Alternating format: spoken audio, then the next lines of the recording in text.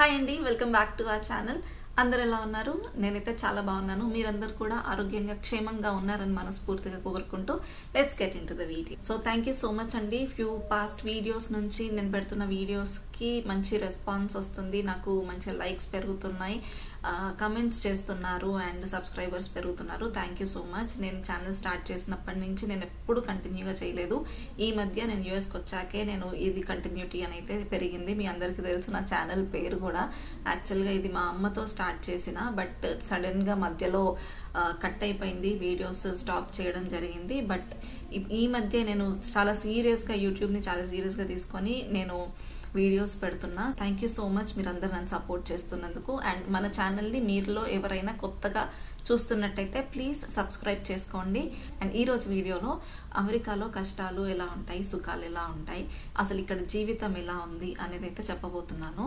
నేను దీన్ని పార్ట్ 2గా చెప్తాను, అంటే 2 వీడియోస్గా చెప్తాను, ఎందుకంటే చాలా పెద్దగా అయిపోతుంది.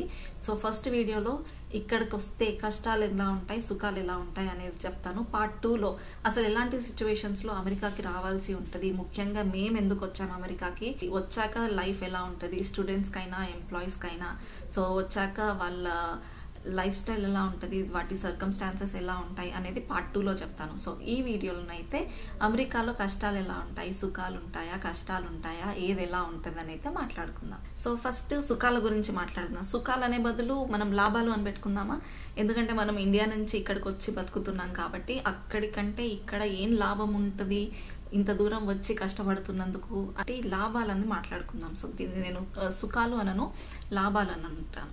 సో లాభాలు ఏంటి అని అంటే ఇక్కడ క్వాలిటీ ఆఫ్ లైఫ్ అయితే చాలా బాగుంటుందండి, అండ్ నీట్గా ఉంటుంది. అండ్ ఆల్సో అమెరికా చాలా పెద్దది, ఇరుకిరుకుగా ఉండడం అట్లా ఉండదు, చాలా స్పేషియస్గా ఉంటుంది, పొల్యూషన్ చాలా తక్కువగా ఉంటుంది, చాలా విశాలంగా ఉంటుంది, గ్రీనరీ ఎక్కువగా ఉంటుంది.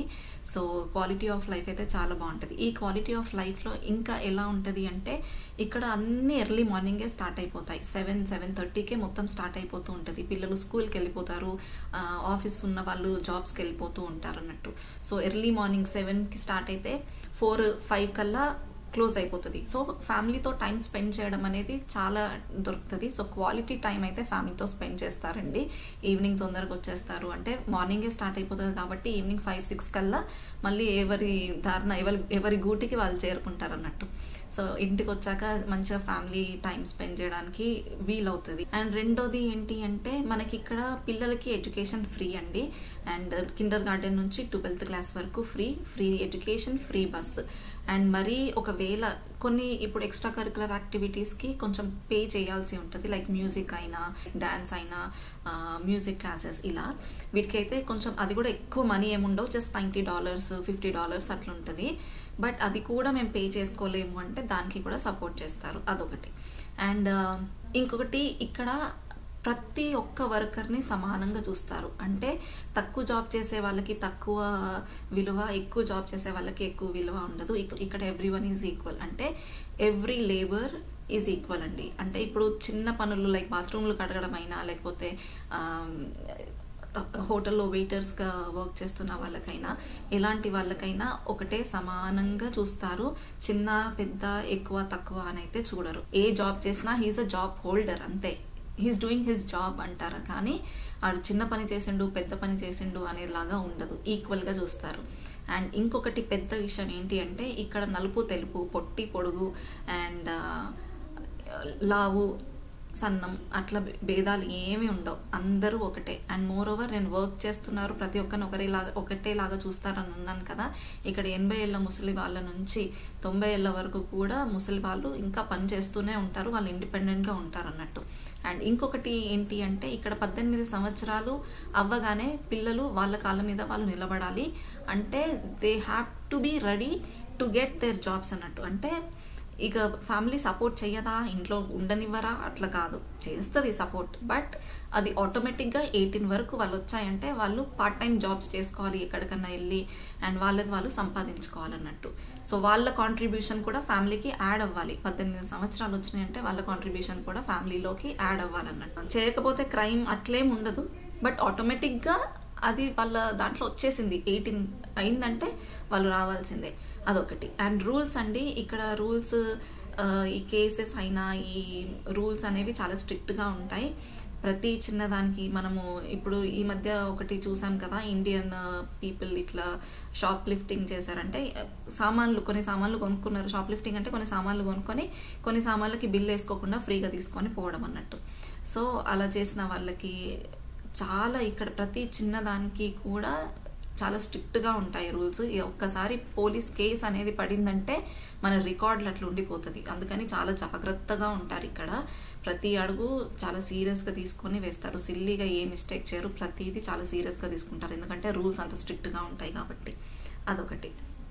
అండ్ ఇంకా నాకు బాగా నచ్చేది ఏంటంటే అందరినీ ఈక్వల్గా చూస్తారు. అంటే ఇడు లడ్డుగా ఉన్నాడు, పొట్టిగా ఉన్నాడు, సన్నగా ఉన్నాడు, బక్కగా ఉన్నాడు, తెలుపు, నలుపు, పొట్టి, పొడుగు, లావు, సన్నం అట్లా ఏది ఉండదు. అందరూ మనుషులే, అందరూ ఈక్వలే. ఇంకొకటి ఏంటి అంటే ఇక్కడ ఒక ఇల్లు ఖాళీ చేసి కానీ వేరే ఇల్లు కొనుక్కొని వెళ్ళిపోవడం కానీ అలా జరుగుతున్నప్పుడు ఇంట్లో సామాన్లన్నీ పట్టుకొని వెళ్ళడానికి కుదరదు. ఒకవేళ కుదిరినా కూడా ఈ ట్రాన్స్పోర్ట్ ఛార్జెస్ అనేది చాలా ఎక్కువగా అని అనుకొని, సో మోస్ట్లీ ఇంట్లో సామాన్లు ఒకవేళ వాళ్ళకి టైం ఉందనుకోండి, ఇంకో 1 monthలో వెళ్ళిపోతాము, లేకపోతే ఇంకో 15 daysలో వెళ్ళిపోతాం అన్నప్పుడు ఇవన్నీ సెకండ్ హ్యాండ్ లాగా మార్కెట్ ప్లేస్ అంటూ ఉంటుంది. కొన్ని సైట్స్ ఉంటాయి, దాంట్లో పెడతారు అన్నట్టు సెకండ్ హ్యాండ్ లాగా. నచ్చిన వాళ్ళు క్వాలిటీ చూసి ప్రోడక్ట్ చూసి తీసుకొని వెళ్ళిపోతారు. మరీ ఇక టైం లేదు అన్నప్పుడు ఏం చేస్తారంటే అన్నీ ఫ్రీగా బయట పెట్టేస్తారు అన్నట్టు. ఎవ్రీథింగ్, ఇంట్లో సామాన్లు అన్నీ ఇట్లా బయట పెట్టేస్తారు. నచ్చిన వాళ్ళు వచ్చి అది పిక్ చేసుకొని వెళ్ళిపోవచ్చు అన్నట్టు. సో అలా సామాన్లు మనకి ఫ్రీగా దొరికే ఛాన్సెస్ చాలా ఎక్కువగా ఉంటాయి.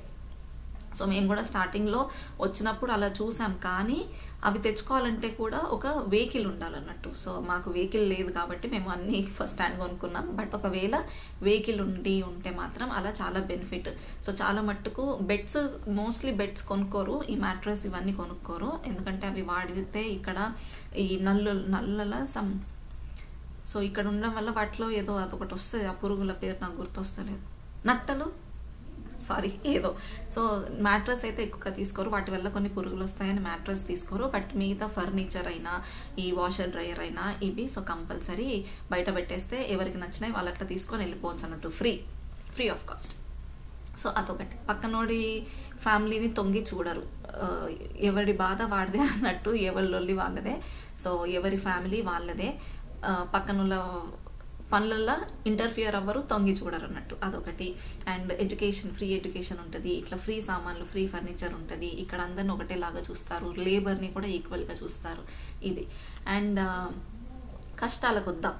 ఇప్పుడు కష్టాలు అంటే దేశం కానీ దేశం వస్తాం, కొత్తగా ఉంటుంది, మనకి ఏం తెలియదు ఇక్కడ వాళ్ళు వీళ్ళు చెప్తే తప్ప. సో మేము ఇనిషియల్ డేస్లోనైతే ఏది చేయాలన్నా భయమే, ఎందుకంటే రూల్స్ చాలా స్ట్రిక్ట్గా ఉంటాయి కాబట్టి ఇది చేయొచ్చా అది చేయొద్దా అనేది ప్రతి స్టెప్ ఆలోచించుకుంటూ వేస్తాం, అదొకటి. అండ్ సెకండ్ థింగ్ ఏంటంటే ఇక్కడ పని మనుషులు ఉండరు, ఎవరి పని వాళ్ళే చేసుకోవాలి.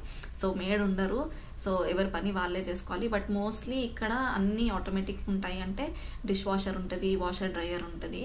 సో అది ప్లస్ మనకి ఏముంటుంది పని, అండ్ ఇండ్లు క్లీన్ చేసుకోవడానికి కూడా వ్యాక్యూమ్ క్లీనర్ ఉంటుంది. బట్ ఎంత ఇవి ఉన్నా కూడా మళ్ళీ మినిమం పని అయితే కొంచెం ఉంటుంది, అదొకటి. సో మేడ్స్ ఉండరు, పనులు ఉండరు. మనకి ఎంత చేత కాకపోయినా మళ్ళీ మనం లేచి మన పనులు మనం చేసుకోవాల్సిందే. And family main important thing. So ఫ్యామిలీకి మనం చాలా దూరంగా ఉంటాం, పేరెంట్స్కి దూరంగా ఉంటాం. సో వాళ్ళు మా అంటే ఇక్కడికి వచ్చి ఒక 6 నెలలు ఉండిపోగలుగుతారు తప్ప పర్మనెంట్గా ఉండలేరు until we get our citizenship. మనకి గ్రీన్ కార్డ్ సిటిజన్షిప్ వచ్చేంత వరకు వాళ్ళని మనం ఇక్కడ పర్మనెంట్గా ఉంచుకోలేము. ఓన్లీ ఒకవేళ వాళ్ళు వస్తే 6 నెలలు ఉండాలి, చూసుకోవాలి, వెళ్ళిపోవాలి. అండ్ ఎప్పుడు పడితే అప్పుడు మనం ఇండియాకి పోవడానికి ఉండదు, ఓన్లీ హాలిడేస్ అప్పుడే వెళ్ళాలి. అది కూడా పిల్లల హాలిడేస్ అప్పుడు వెళ్తారు, కానీ ఎప్పుడు పడితే అప్పుడు వెళ్ళాం. ఎందుకంటే ఛార్జీలు ఎక్కువ, ఫ్లైట్ ఛార్జెస్ ఎక్కువ. ఒక ఫ్యామిలీ అంతా పోవాలంటే మినిమం 4-5 లక్షలు పట్టుకోవాలి.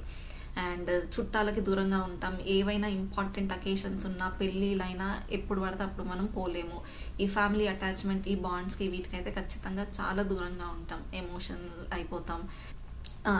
ఇక్కడ గన్ కల్చర్ అనేది అది నాకు అస్సలే నచ్చలేదు. గన్ కల్చర్ అండి ఒకటి, ఎక్కడ పడితే అక్కడ గన్నులు అమ్ముతూ ఉంటారు. సో పిల్లలు నీకు ఐడి ఉందంటే చాలు గన్ తీసుకోవచ్చు, అదొకటి. చాలా భయంగా ఉంటుంది. ఆయన్స్ స్కూల్కి పోయేటప్పుడు కూడా డైలీ మార్నింగ్ మొక్కుకొనే పంపిస్తూ ఉంటా, అది చాలా కష్టంగా ఉంటుంది. సో ఆ కల్చర్ నాకు నచ్చలేదు. సో ఎవరి చేతులైనా వాడు గన్ను వాడొచ్చు ఇక్కడ. ఐ డెంట్ లైక్ ఇట్, అస్సలే నచ్చలేదు. అది చాలా భయంగా ఉంటుంది ఆ కల్చర్ ఒకటి. అండ్ ఇంకొకటి హాస్పిటల్ అండి. ఇక్కడ అందుకే ఫిట్గా ఉంటారు, మోస్ట్లీ ట్రై చేస్తారు ఫిట్గా ఉండడానికి. ఎందుకు అంటే హాస్పిటల్ ఖర్చులు ఇక్కడ చాలా ఎక్కువ. ఒకవేళ మనకి ఏదైనా ఇమీడియట్గా వస్తే ఎమర్జెన్సీలో తీసుకొని పోవచ్చు అంబులెన్స్ని పిలిపించి. బట్ అట్లా కాకుండా ఏదైనా అపాయింట్మెంట్ తీసుకోవాలి అంటే మనకి ఇప్పుడు తలనొప్పి లేస్తుంది, కడుపు నొప్పి లేస్తుంది అని అపాయింట్మెంట్ తీసుకుంటే వెంటనే ఉండదు. వాళ్ళు ఎప్పుడు వీలవుతుందో అప్పుడే అపాయింట్మెంట్ దొరుకుతుంది, అదొకటి. సో వెంటనే వెళ్ళి ట్రీట్మెంట్ తీసుకోవడానికైతే పాసిబుల్ అవ్వదు. ఒకవేళ అయినా కూడా ఇక్కడ మెడికల్ ఇన్సూరెన్స్, ప్రతి ఫ్యామిలీకి మెడికల్ ఇన్సూరెన్స్ ఉండాలి, అది లేకపోతే చాలా కష్టం, అదొకటి. అండ్ ఎడ్యుకేషన్ ఫ్రీ అని అన్నాను కదా, 12th వరకు అయితే ఎడ్యుకేషన్ ఫ్రీ అండి. 12th తర్వాతనైతే కాలేజెస్కి మనము చాలా పే చేయాల్సి ఉంటుంది. $35,000 $50,000 అలా ఉంటుంది. సో మనము ముందు నుంచే సేవ్ చేసుకుంటూ ఉండాలి. 12th వరకు ఫ్రీ, కానీ దాని తర్వాత నుంచి కాలేజ్ ఫీజులు చాలా ఎక్కువగా ఉంటాయి. సో అప్పటి వరకు మనం మనీ సేవ్ చేసుకుంటూ ఉండాలి, అదొకటి. అండ్ ఇంకొకటి అండి, దొంగతనాలు చాలా ఎక్కువగా. ఇంటి ముందు కనీసం ఏదన్నా సీసీటీవీ కెమెరా ఉంటే పర్లేదు, ఇట్లా కమ్యూనిటీలో లివ్ చేసిన వాళ్ళకు పర్లేదు, ఎందుకంటే కమ్యూనిటీ లోపలికి ఎంటర్ అవ్వరు అండ్ మోస్ట్లీ సీసీటీవీ కెమెరాలు ఉంటాయి. బట్ ఇండిపెండెంట్ హౌస్ వాళ్ళకి కూడా సీసీ కెమెరాలు ఉన్నా కూడా బయట పార్సెల్ ఉన్నా దొంగతనాలు చేసుకొని వెళ్ళిపోతూ ఉంటారు. అండ్ మనము కార్లో కూడా ఒకవేళ కార్ పార్కింగ్ ఎక్కడైనా బయటికి వెళ్ళినప్పుడు కార్ పార్కింగ్ చేసినప్పుడు కూడా పొరపాటున ఏదైనా బ్యాగో ల్యాప్టాపో అలా కార్లో మర్చిపోతే కథం వాళ్ళు బద్దలు కొడతారు, గ్లాస్ని బద్దలు కొట్టి లోపల ఉన్న ఐటమ్స్ని తీసుకొని పోతారు. అండ్ దొంగతనాలు అయితే చాలా ఎక్కువగా. రోడ్డు మీద కొంచెం చీకటి అయినా కూడా వాళ్ళు చేతిలో గన్నులు ఉంటాయి, ఎప్పుడు పడితే ఇక్కడ వాళ్ళు గన్నులు పట్టుకోవచ్చు కాబట్టి గన్నులు చూపించి పైసలు అడుగుతూ ఉంటారు. ఏమైనా మెడల గోల్డ్ అట్లా ఇట్లా ఉంటే ఆ గోల్డ్ తీసుకుంటారు. సో మోస్ట్లీ మేము ఇక్కడికి వచ్చిన తర్వాత మా ఫ్యామిలీ, మా హస్బెండ్ వాళ్ళ ఫ్రెండ్ అన్నారు కదా, మీరు ఇట్లా గోల్డ్ వేసుకోవద్దు, గోల్డ్ వేసుకొని బయటికి రావద్దు, చాలా కష్టం ఇక్కడ అని. నేను కూడా అమెరికాకి రాకముందు మా ఫ్రెండ్స్ అయినా ఎవరైనా చుట్టాలైనా చూసినావా అక్కడ బొంగనే తాళి తీసేసింది అని నేను వెటకారంగా మాట్లాడేదాన్ని. బట్ నాకు ఎక్స్పీరియన్స్ అయినాక నేను తెలుసుకుంది ఏంటంటే ఎస్, ఇక్కడ వేసుకోవద్దు. ఒకవేళ వేసుకొని బయటికి వెళ్తే కథ పట్టుకుంటారు అన్నట్టు. అంటే మ్యాండేటరీ కాదు, మన బ్యాడ్ లక్. ఒకవేళ లక్ బాగాలేకపోతే అంతే, అట్లా అడుగుతారంట. ఇప్పటివరకు అలా ఎక్స్పీరియన్స్ జరగలేదు, జరగకూడదనే అనుకుంటున్నా, బట్ అలా ఉంటుంది అన్నట్టు. సో గోల్డ్ ఉన్నా ఒకవేళ లేట్ నైట్స్ అయినా ఏం లేదు, మంచిగా గన్ను పట్టుకుంటారు అని దొంగతనాలు చేస్తూ ఉంటారు అన్నట్టు, అదొకటి. నేను కూడా పాపం వచ్చే ముందు వరకు, ఇప్పుడు నన్ను చూసి మీరు ఎవరైనా తిట్టుకోనో నెగిటివ్ కమెంట్స్ పెట్టేటోళ్ళు మీరు రేపు ఇటు వచ్చినాక మీకు అర్థమైపోతుంది అన్నట్టు. నేను ఒకప్పుడు ఆ పొజిషన్, మీ పొజిషన్ ఉన్నాను కాబట్టి ఇక్కడ ఉన్న వాళ్ళని నేను అనుకున్నా, అబ్బో ఇక అమెరికా పోయింది కథం తాళి తీసేసింది అని అనుకున్నా. బట్ లేదు, నాకు ఇప్పుడు వచ్చిన తర్వాత ఇక్కడ చుట్టుపక్కల వాళ్ళు చెప్పింది అదన్నట్టు. సో ఇక్కడ తాళ్ళు వేసుకొని అలా మోస్ట్లీ ఉండరు. బయట వాక్కి వెళ్ళేటప్పుడు అయితే ఇంకా అస్సలే ఉంచుకోరు అన్నట్టు. నేను ఇప్పుడు ఇంట్లో ఉన్నా కాబట్టి వేసుకున్నాను, కానీ బయటికి వాక్ అట్లా వెళ్తే నేను ఇది ఉన్నా ఇట్లా లోపలికి ఇలా అనుకొని టీషర్ట్ వేసుకొని వెళ్ళిపోతా. సో అట్లా దొంగతనాలు చాలా ఎక్కువగా ఉంటుంది.